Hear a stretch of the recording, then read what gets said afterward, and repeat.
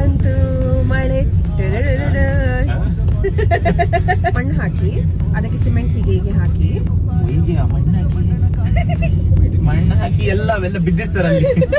ನಿಮ್ಗೆಲ್ಲ ಈಜ್ಲಿಕ್ಕೆಲ್ಲ ಇದ್ರೆ ಉಂಟಲ್ಲ, ಇಲ್ಲಿ ಬನ್ನಿ ಫ್ರೀ, ಹಣ ಕೊಡ್ಬೇಕಂತಿಲ್ಲ. ವಂಡರ್ ಯಾರಾದ್ರೂ ಮಿನಿಸ್ಟರ್ ನಮ್ಮ ವ್ಲಾಗ್ ಅನ್ನು ನೋಡ್ತಾ ಇದ್ರೆ